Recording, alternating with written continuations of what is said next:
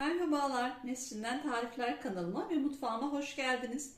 Bugün sizlerle hepinizin çok beğeneceğini umduğum içi bol elmalı, tarçınlı, muhteşem bir kek yapımını paylaşacağım. Şöyle bir de iç dokusunu göstermek istiyorum. Elmalı tarifleri seviyorsanız kekleri, kurabiyeleri bu kek tam size göre, mutlaka denemenizi tavsiye ederim. Gördüğünüz gibi harika, mis gibi tarçınlı, elmalı, muhteşem bir kek. Hiç vakit kaybetmeden hemen yapımına başlayalım. Tarifimiz için 3 adet elmamız var. Elmalarımızı güzelce yıkadım ve hazırladım. Şimdi kabuklarını önce soyalım. Daha sonra da rendeleyeceğiz elmalarımızı. Soyduğumuz elmalarımızı rendemizin büyük tarafıyla rendeleyelim. Elmalar küçükse arkadaşlar 4 elma da olabilir. Benimkiler gayet normal büyükçe bir elma. Onun için 3 adet yeterli.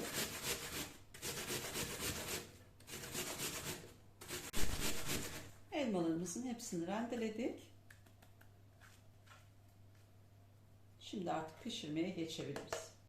Elmalarımızı pişirmek için ocağımızı aldık. Ocağımızın altını açalım. Ve içerisine de şöyle 2 yemek kaşığı toz şeker ilave ediyorum elmalarımızın üzerine. Elmalar önce suyunu salıp daha sonra da çekene kadar iyice karıştırarak pişiriyorum.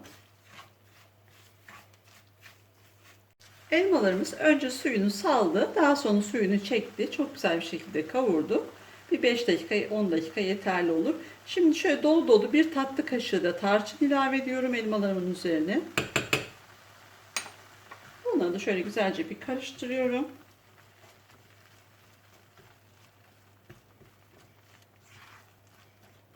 Mis gibi tarçın kokusu. Harika bir kek oluyor arkadaşlar. Mutlaka denemenizi tavsiye ederim. Bu aşamada içerisine ceviz de ilave edebilirsiniz. Daha sonra kek harcını karıştırırken de ilave edebilirsiniz. O da çok güzel oluyor. Artık ocağımızın altını kapatalım ve elma harcımızı soğumaya, ılımaya bırakalım.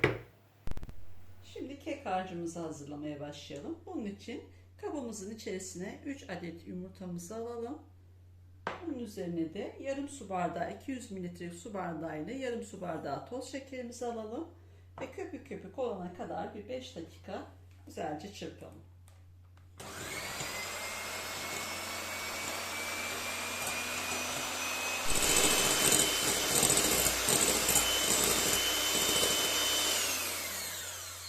Çırpma işlemimiz tamamlandı. Gördüğünüz gibi çok güzel bir şekilde çırptık. Mikserimizi bırakıp bir çırpıcı ile devam edeceğim. Şimdi kek harcımıza yarım su bardağı 200 mililitrelik bardak ölçüde sütümüzü ilave ediyorum. Yarım su bardağı ayçiçek yağı. Bunları da şöyle çok hafif söndürmeden hafif bir karıştırıyorum. Unumuzu katmaya başlayabiliriz. Şu anda 2 su bardağı un hazırladım ama bazen yumurtanın büyüklüğüne küçüklüğüne göre fark edebiliyor. Şimdi kontrollü bir şekilde ilave edeceğim. Biraz unumdan ilave ettim. 1 paket kabartma tozu, 1 paket de vanilya ilave ediyorum. Ve güzelce şöyle yavaş yavaş çırpıyorum.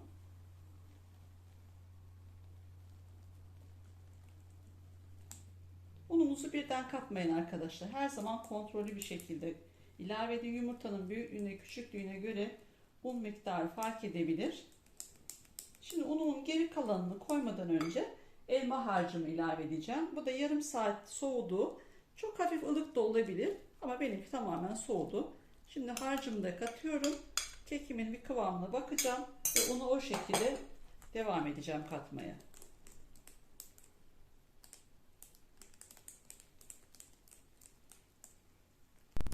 1,5 bardaktan biraz daha fazla. Gördüğünüz gibi bardağın dibinde şu kadar un kaldı. Kontrollü yavaş yavaş bir şekilde ilave ettim. Artık kek harcım hazır. Şöyle kıvamını da göstermek istiyorum. İçinde elma da olduğu için yoğun kıvamda oluyor.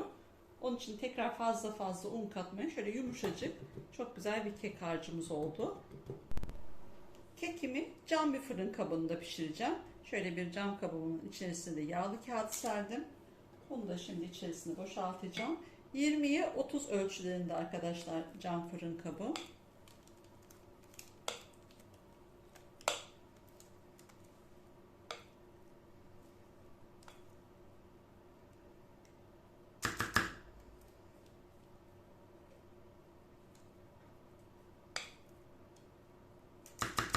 her tarafına eşit şekilde gelecek şekilde de dağıtalım.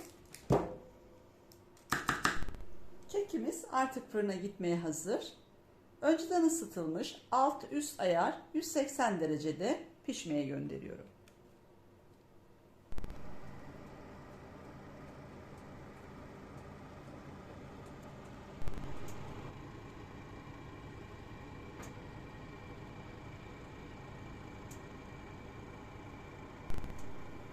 Elmalı kekimiz fırından çıktı. Benim fırınımda 40 dakikada pişti ama bu her fırına göre farklılık gösterebilir. Kekimizi şimdi biraz ılımaya bırakıyorum. Kekimi cam kabımdan çıkarttım. Şöyle bir tepsinin üzerine aldım. Şöyle açalım. Gördüğünüz gibi harika oldu.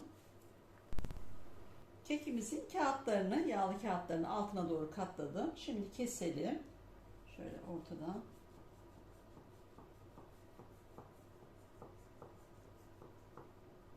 Yumuşacık, mis gibi tarçın kokan harika bir kek oldu.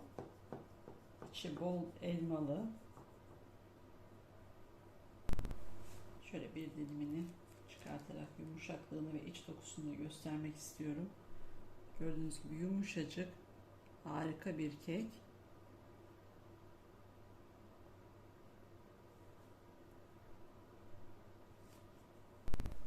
Elmalı kekimize isterseniz isteğe bağlı pudra şekeri de serpebilirsiniz. Biliyorsunuz elmalı kurabiyelerde de çok güzel oluyor. Ben de şimdi çok hafif bir şekilde, çok da fazla olmadan şöyle biraz pudra şekeri serpiyorum. Hem sunumunu çok daha şık yapıyor hem de lezzetine lezzet katıyor. Elmalı, tarçınlı kurabiye, kekleri seviyorsanız bu tarif tam size göre. Mutlaka denemenizi öneririm. İnanın kaç dilim yediğinizi sayamayacaksınız. O kadar iddialıyım bu kekte yani. O kadar muhteşem bir lezzeti var. Kekimizden şöyle yine bir dilim alarak iç dokusunu da yumuşaklığını az önce göstermiştim. Şöyle bir göstermek istiyorum. Gördüğünüz gibi göz göz muhteşem, yumuşacık, harika bir kek. İçi pamuk gibi, lezzeti muhteşem zaten, hiç tartışılmaz. Tüm deneyenlere şimdiden afiyet olsun. Kanalıma abone olup bana destek olursanız çok sevinirim. Başka bir tarifte görüşmek dileğiyle. Hoşça kalın.